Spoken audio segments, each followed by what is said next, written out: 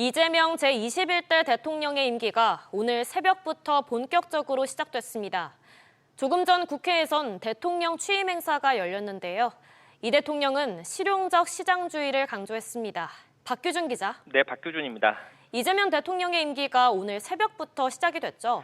그렇습니다. 중앙선거관리위원회 당선인 확정으로 오전 6시 21분부로 이재명 대통령의 임기가 시작됐습니다.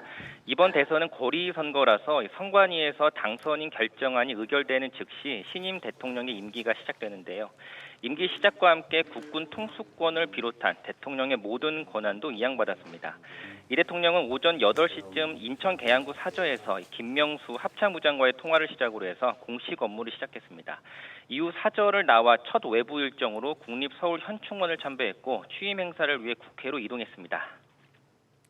약식이지만 취임 행사도 열리고 있는데 특히 어떤 부분을 강조했나요? 네, 이재명 대통령 취임 행사는 오전 11시 국회에서 취임 선서 방식으로 간소하게 열렸습니다. 이 대통령은 이 자리에서 이재명 정부는 실용적 시장주의 정부가 될 것이라며 통제하고 관리하는 정부가 아니라 지원하고 격려하는 정부가 되겠다고 했습니다.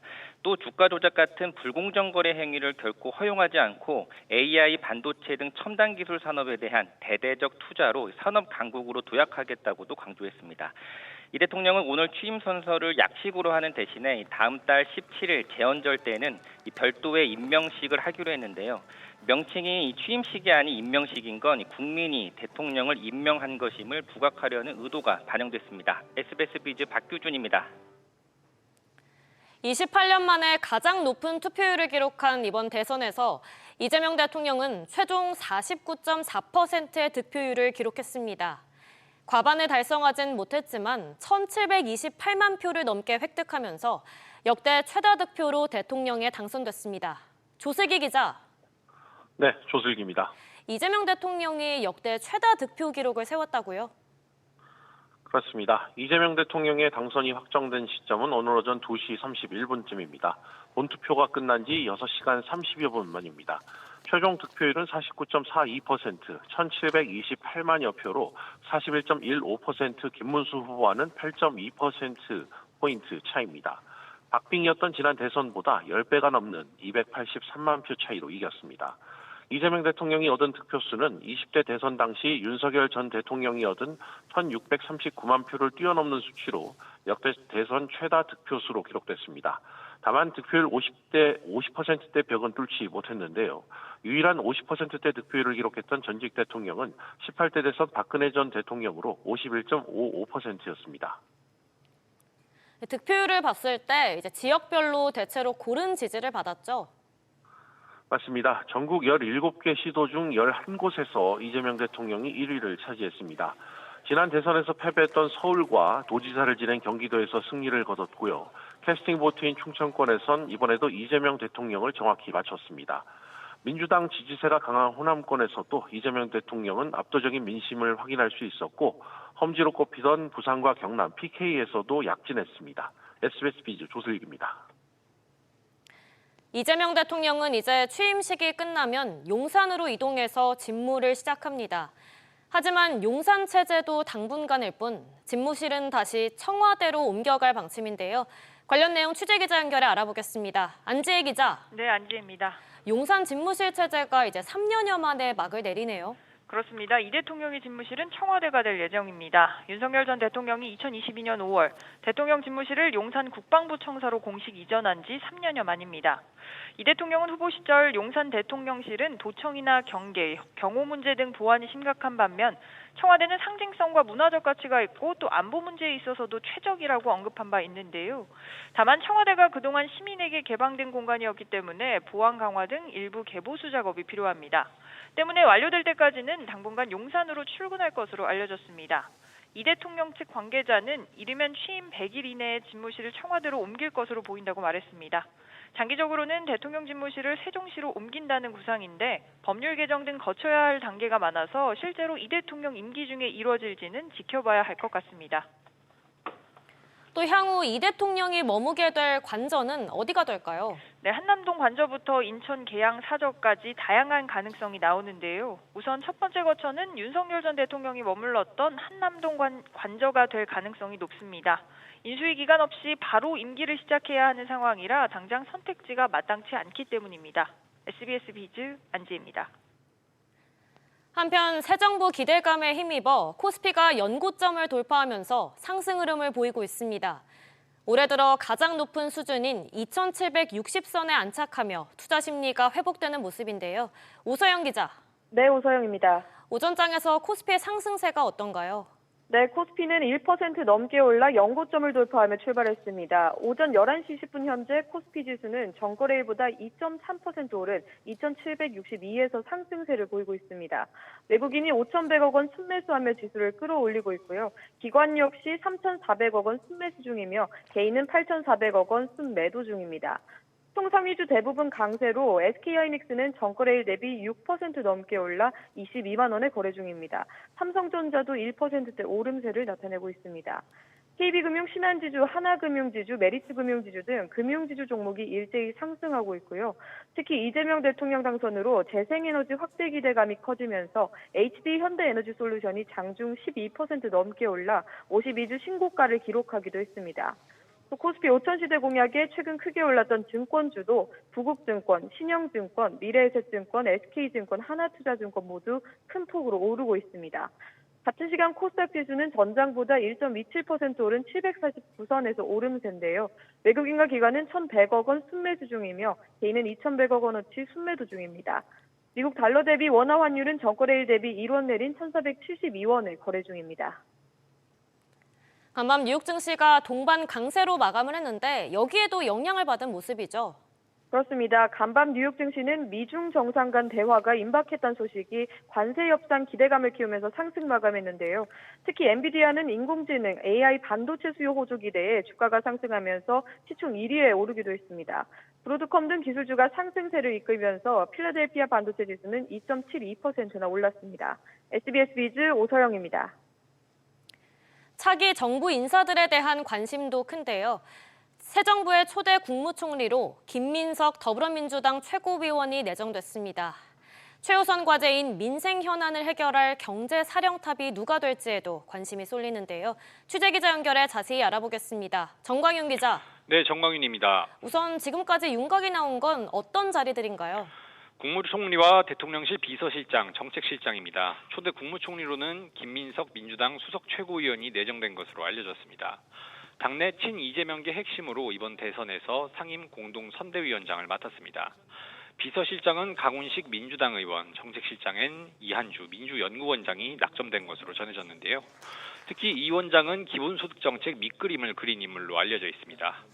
모두들 이재명 대통령과 호흡을 맞춰온 인사들인데 조기 대선으로 인수위원회 없이 출범하는 만큼 신속하게 국정에 집중하겠다는 의도로 풀이됩니다. 특히 경제 분야는 이제 국내외 악재가 산적한 상황인데 관련 인선은 어떻게 될까요? 관료 출신이 경제사령탑을 맡을 가능성이 높다는 얘기가 나옵니다. 경제정책의 연속성과 안정성, 단기간 내 조직 장악력 등이 중요한 시점이기 때문인데요. 이우승 전 대통령 정책실장, 구윤철 전 국무조정실장, 김용범 전 기획재정부 1차관 등이 후보군으로 뽑힙니다. 민주당에서 경제 이슈를 다뤘던 정성우, 김태년, 김영진, 이현주, 정태호 의원 등도 거론되고 있습니다. 새 정부 초대 경제수장은 단기적으로는 30조 원대 추가 경정 예산을 편성해 내수 부진을 타개하고 트럼프 관세를 뚫을 통상 협상도 이끌어야 합니다. 또 기획재정부 예산기능 분리 등 부처 개편과 노동, 연금, 산업구조 개혁, 국가부채 출구 전략 같은 중장기 과제도 산적해 있습니다. SBS 비즈 정광윤입니다. 앞서 전해드린 것처럼 경제 분야는 내수 부진과 관세 불확실성 등 대내외 리스크가 산적해 있는데요. 새 정부는 출범과 함께 경제부처 개편에 속도를 낼 것으로 보입니다. 특히 기획재정부의 예산 기능 분리와 금융정책 조정 등 역할 변화가 예상되는데요. 류선우 기자. 네, 류선우입니다. 일단 새 정부의 경제부처 개편이 어떤 구상인가요? 네, 이재명 대통령의 후보 시절 공약을 보면요. 기획재정부의 예산 편성 기능을 분리하면서 기재부 금융위원회에 혼재한 금융정책 기능을 조정하는 방안이 추진될 수 있습니다. 기재부가 재정경제부와 기획예산처로 분리되고 금융위는 기능이 쪼개지며 해체될 수 있는데요. 금융위의 금융정책 총괄 기능과 금융공기업은 재경부로 넘어가고 건전성 등 금융감독 관련 법령과 금융기관 설립, 합병, 전환, 인허가를 담당하는 금융감독위원회가 신설되는 시나리오가 거론됩니다. 이렇게 되면 지난 2008년 이명박 전 대통령이 도입한 금융위원회와 금융감독원 체제가 17년 만에 막을 내리게 됩니다. 금감위 산하에는 금융건전성과 금융시장 감독원을 두고 현행 금융소비자보호처를 확대 개편하는 방안도 검토될 수 있습니다. 관련 인사가 어떻게 날지에 대해서도 지금 관심이 쏠리고 있죠. 네, 새로운 금융당국 수장이 누굴지도 큰 관심사인데요. 차기 금융위 수장으로는 문재인 정부 시절 요직을 거친 도규상 전 금융위원회 부위원장, 손병두 전 거래소 이사장, 김용범 전 기획재정부 1차관 등이 거론됩니다.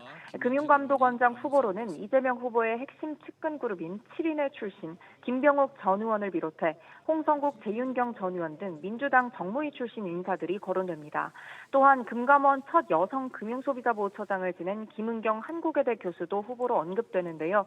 김 교수는 최근 금융위를 없애고 금감원을 감독 전담기구와 소비자보호원으로 분리하는 방안을 담은 논문을 발표하기도 했습니다. SBS 비즈 미선입니다. 이처럼 새 정부에게 있어서 무엇보다도 경제 회복이 시급한 상황이죠. 이에 따라 이재명 대통령은 1호 업무 지시로 비상경제대응 태스크포스를 가동하고 대규모 추가 경정 예산을 서두를 전망입니다. 최나리 기자. 네, 최나리입니다. 새 정부가 지금 추경 편성을 서두르고 있죠. 네, 새 정부는 내수 회복과 서민 지원을 위한 조치로 가장 먼저 추가 경정 예산안 편성을 내놓을 전망입니다. 규모는 35조 원 이상의 무게가 실립니다. 지난 5월 정부와 국회는 13조 8천억 원 규모의 올해 1차 추경을 통과시켰는데요. 이 대통령이 대선 기간 공약해온 30조 원 이상의 추경에 비하면 턱없이 부족한 규모입니다. 추경의 핵심으로는 전국민 대상 지역화폐 지급이 꼽힙니다. 이 대통령은 선거 전날에도 추경안을 신속하게 편성해 골목 서민 경제에 돈이 돌게 할 것이라고 재차 강조했습니다. 국민 1인당 25만 원을 지역화폐로 지급해 지역 소비를 늘리고 이를 통해 소상공인과 자영업자의 활력을 불어넣겠다는 겁니다. 새 정부의 정책실장으로 거론되는 이한주 더불어민주당 민주연구원장도 오전 한 라디오 방송에서 추가 경정 예산에 지역화폐 예산이 포함될 수 있다고 밝혔습니다. 또 추경뿐만 아니라 이제 실무를 위해서 비상경제대응 태스크포스도 설치할 예정이라고요. 네, 이 대통령은 조금 전 취임 선서에서 부활함과 일전을 치르는 각오로 비상경제 대응 TF를 바로 가동하겠다고 말했습니다. 즉각 실행이 가능한 민생 대책을 마련하고 내수 침체와 고물가 상황에 적극 대응하기 위함입니다.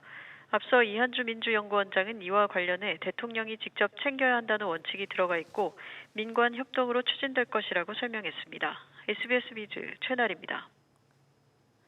이재명 대통령의 임기가 시작되면서 상법 개정의 향방에 대한 관심도 높아지고 있습니다.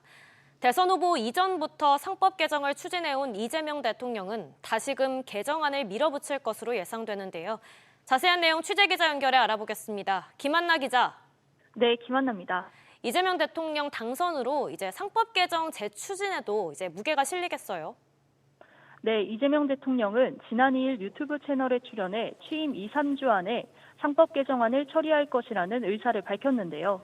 이재명 대통령은 거부권을 행사하지 않으면 된다며 한 달도 걸리지 않을 것이라고 말했습니다. 이번 개정안에는 주주에 대한 이사의 충실 의무를 명문화하고 감사위원 분리 선출을 단계적으로 확대하며 대규모 상장회사의 집중투표제를 활성화하는 안이 담길 것으로 보이는데요. 이른바 쪼개기 상장 시 모 회사의 일반 주주에게 신주를 우선 배정하도록 제도를 개선하고 상장회사 자사주의 경우 원칙적 소각을 제도화하는 방안도 포함될 가능성이 높습니다. 이재명 대통령은 상법 개정을 통해 코리아 디스카운트를 해소하고 코스피 5천 시대를 열겠다는 방침입니다. 한편 재계는 그간 상법 개정에 대해서 크게 반발해 왔는데 지금 어떤 입장인가요? 네, 앞서 국회 통과가 무산되면서 한시름 났던 기업들은 다시금 우려할 수밖에 없는데요. 상법 개정안이 현실화될 경우 주주들의 소송 남발과 행동주의 펀드 공격으로 기업 경영에 차질이 생길 수 있기 때문입니다.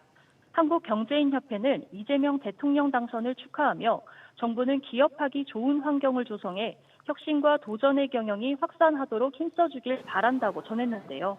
경제단체들은 아직까지 3법 개정에 대한 입장을 따로 밝히지는 않았으나 우호적인 경영 환경 조성을 당부하며 촉각을 곤두세우고 있는 것으로 보입니다.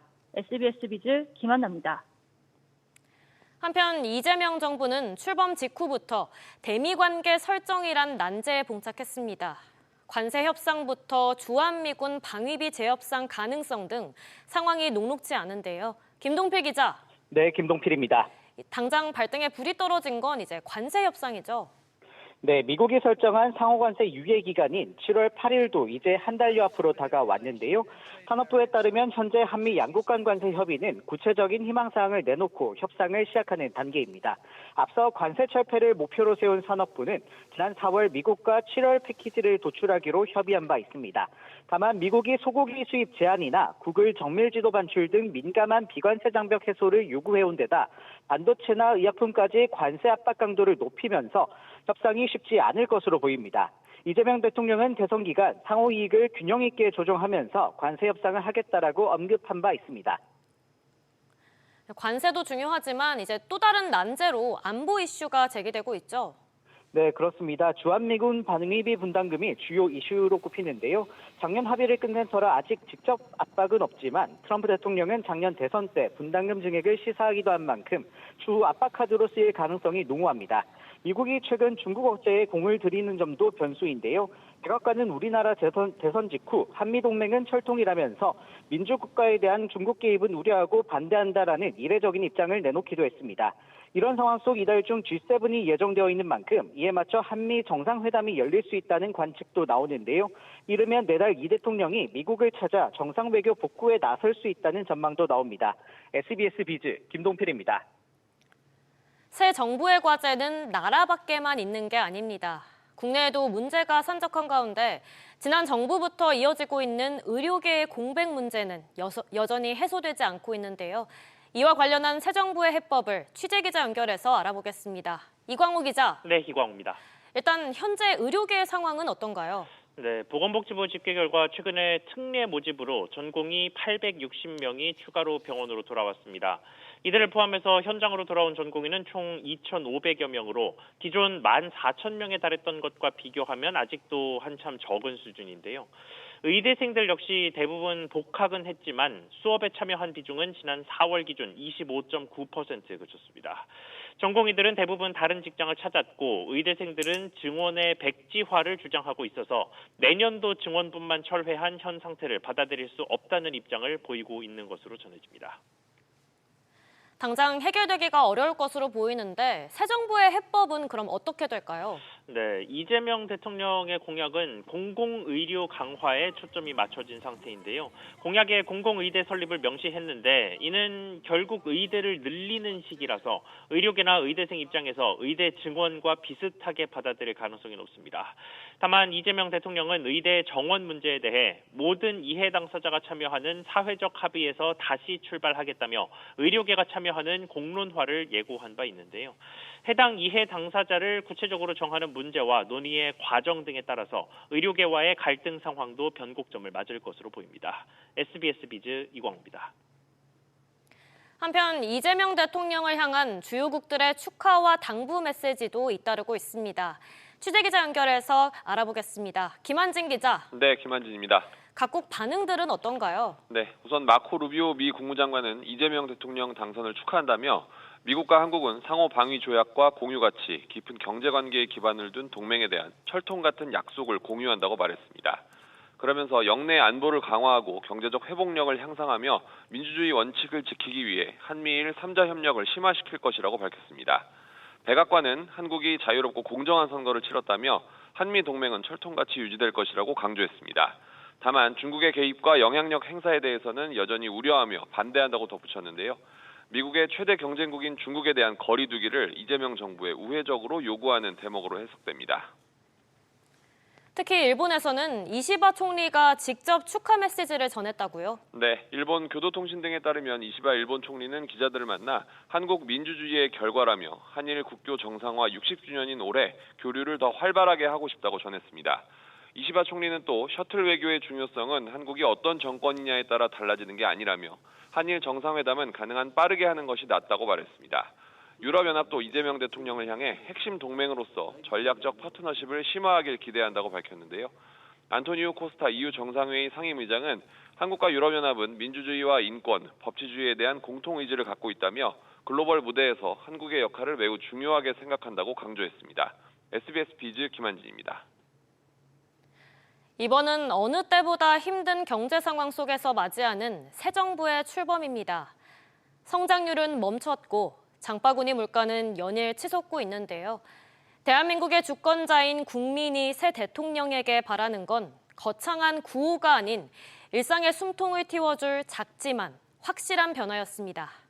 각자의 삶 속에서 꺼낸 국민들의 바람을 이정민 기자가 들어봤습니다.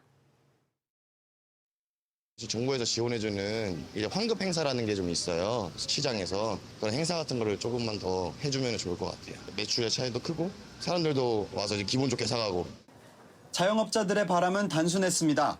사람이 오고 장사가 살아나는 것. 보이지 않는 비용 구조, 그 안에 불균형을 바꾸길 바랐습니다. 카드기기 없는 사람들은 없다 보니까 그런 거 수수료 좀 낮춰주면 우리 같은 사람한테 많이 그게 도움이 되지 않을까 싶어요. 직장인들은 집 걱정, 아이 걱정을 덜고 일과 삶이 균형을 이루는 일상을 기대했습니다. 거기에만 벌써 월급의 3분의 1이 들어가는 상황이기 때문에 그리고 나중에 결혼을 하게 된다면은 지금 서울에 있는 직장인으로서 그나마 이 직장과 가까운 쪽에 집을 얻고 싶은데 일도 육아도 놓지 않으려는 세대에게 정책이 현실을 빨리 따라와 주길 바랐습니다. 어린이집을 보내야 되는데 일단 맞벌이 부부다 보니까 유연근무라던가 시간 단축 이런 것들을 좀 더 자율적으로 할 수 있게끔 육아휴직 제도라든가 1+1 휴직 제도라든가 그런 걸 이용을 하는 편인데 좀 더 적극적으로 실행할 수 있는 분위기가 됐으면 좋겠고 대출 같은 것도 다자녀들한테는 혜택이 좀 적극적으로 더 많아졌으면 좋겠습니다. 유권자를 설득하기 위해 내세운 비전과 공약들, 그 약속이 실현되길 바라는 마음은 세대와 계층을 막론하고 같았습니다. 일단은 채용문이 조금 넓어지는 게 가장 중요할 것 같고 그런 부분도 원만하게 이제 사회적 합의가 돼서 이제 조금 더 이제 많은 청년들이 일자리 같은 기회를 받을 수 있도록 됐으면. 빨리 이런 의정 사태가 정리가 돼서 이제 전공의들이 다 이제 다시 현장으로 복귀해가지고 의료 이제 피로도를 좀 감소해줬으면 좋겠다. 그 연금 그 받는 세대가 더 나이가 더 높아졌다고들 하잖아요. 벌이가 없으면 상당히 위험한 그 연령대가 돼버리니까 현실적인 방안을 찾고. 연금 개혁도 좀 정말 앞으로 특히 또 우리 젊은이들을 위해서 좀 현실적으로 개혁을 좀 했으면 좋겠어요. 국민들이 새 대통령에게 바란 건 덜 불안하고 조금 더 나은 하루였습니다. SBS 비즈 이정민입니다. 올해 2%대 초반에서 움직이던 소비자 물가 상승률이 5달 만에 1%대로 내려왔습니다. 통계청에 따르면 지난달 소비자 물가 지수는 116.27로 1년 전보다 1.9% 올랐습니다. 다만 돼지고기와 소고기 등 축산물은 6.2% 뛰면서 35개월 만에 최대폭으로 상승했습니다. 미국발 관세 여파 속에 현대차와 기아가 지난달 미국에서 한 자릿수의 판매 성장률을 기록했습니다. 지난달 현대차의 미국 판매량은 8만 4천여 대로 지난해 같은 달보다 8%, 같은 기간 기아의 미국 판매량은 7만 9천여 대로 5% 늘었습니다. 성장세는 이어갔지만 지난 4월보다는 주춤했는데 관세 부과를 앞두고 소비자들이 구매를 서두른 추세가 지난달에는 상당 부분 잦아든 영향으로 풀이됩니다.